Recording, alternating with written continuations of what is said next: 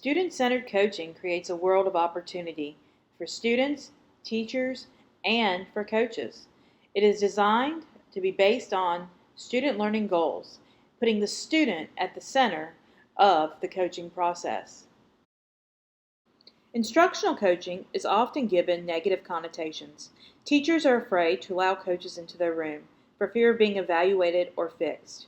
Student-centered coaching, however, is different, and it's important to acknowledge why coaches choose to be coaches in this type of program. As for me, I am a coach because I believe that student learning must be a priority, and I value clarity, transparency, trust, and collaboration for teachers and students in identifying growth opportunities and setting learning goals to meet that priority. Keep in mind, students go to school to learn. That is the purpose of school at its core. Therefore, focusing on the goals for student learning through learning objectives and learning targets, student-centered coaching can clearly create a basis for student growth and achievement. There is no need to fear coaching anymore. With student-centered coaching, the focus is on the student, how the student is growing, how the student is changing, and if the students are learning. Traditionally, teachers have been hesitant to allow coaches into their room because it has been teacher-centered coaching, where a school or program wants to implement a specific set of guidelines or perhaps a new literacy program, and they want to come in and direct and show and correct or fix teachers. That's not the goal of student-centered coaching. Student-centered coaching is focused on what the students will do. Based on that, the teacher and the coach together build ideas, instructional practices, and concepts to build on what the students should be able to do by the end of the lesson or by the end of the unit. And they break those down into learning targets. Working together, the coach in student-centered coaching is never the evaluator. They are there to collaborate and to support. You may also be familiar with relationship-driven coaching. This tends to be the coaching practice for teachers when they're new at a school. A coach simply says, "Hey, I have these resources for you. Let me know if you need support."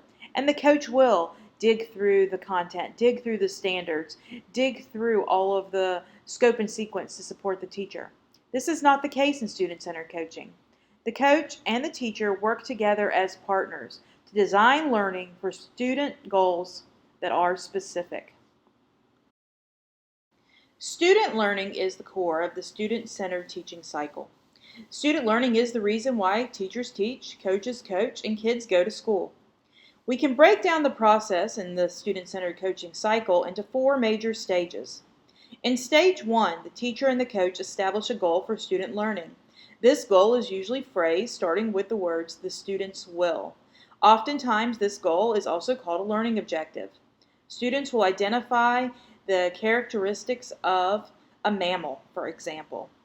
In stage 2, teachers and coaches will work together to determine where students are in relation to the learning targets derived from that goal. To do this, coaches and teachers together will create a list of I can statements.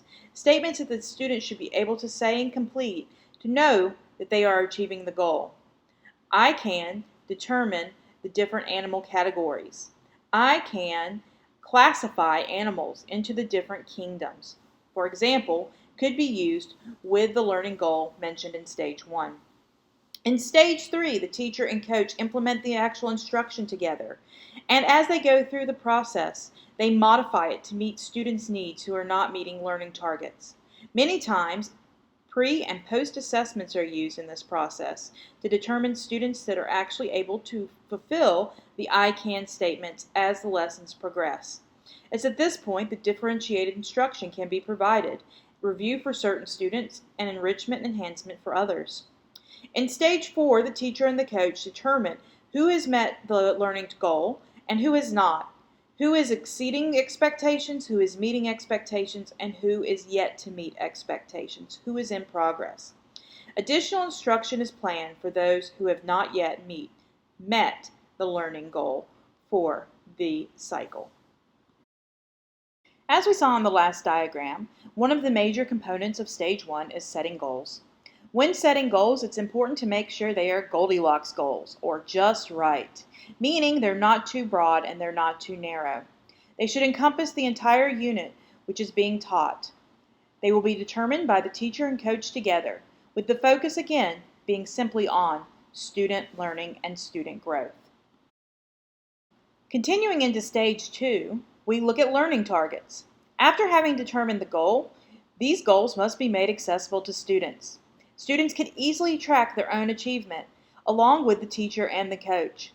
Using I can statements, we can break down and make it very clear to the students what it is they should be able to do to meet student goals.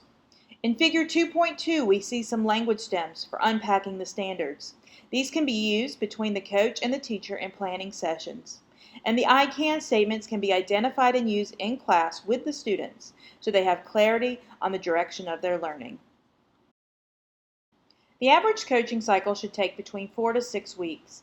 In this time, the teacher and the coach will plan once a week together.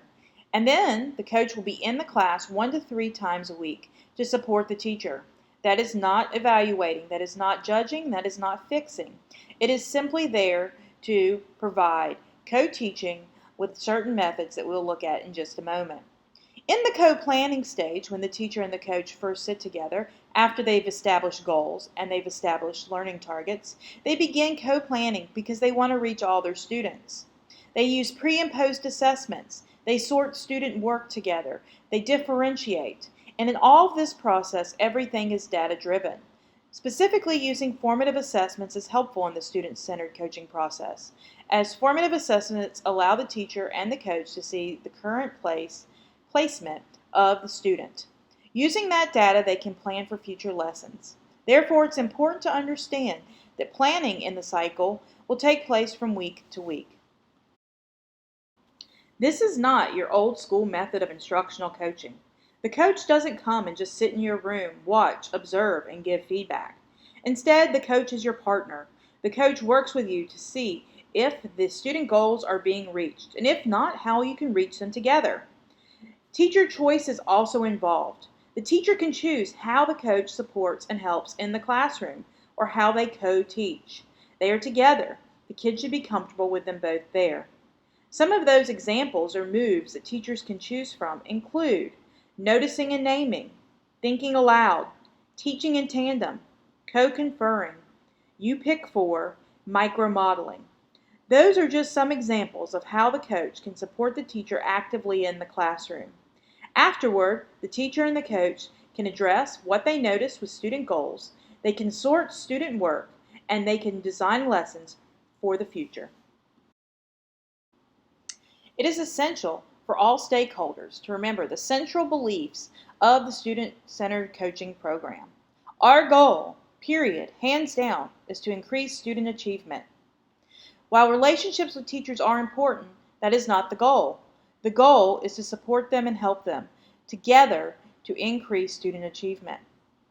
We must assume best intent from all stakeholders. We must believe that everyone involved has learning and the student's interest in mind. We are driven as coaches by the goals of others, not by our own beliefs and our own goals. We want the teacher to have ownership, buy-in of what they're doing. Everyone is a learner in this program, the student, the teacher, and the coach. And the coach's job is not to fix the teacher. This is an ongoing process, and in the end, collaboration is critical. Student-centered instructional coaching is a refreshing change. It is a partnership, and in having this partnership, in the beginning, the coach and the teacher agree on who will do what their focus for student learning will be, and how they will co-teach and co-plan. No one has more authority or power than the other. They are in it together because they want what is best for all students. At the end of the day, we all need feedback. Students, teachers, and coaches. To do this, our goal is not to judge or evaluate or fix. It is simply to examine student learning and student growth. To do this, we clarify any questions we have. We clarify student pre- and post-assessments, and we identify any areas where we still may have confusion. We then value. We look at what was done well, what growth was observed, what the teacher and the students were able to accomplish. And then we seek to uncover possibilities. Where do we go from here? How would we differentiate for future lessons?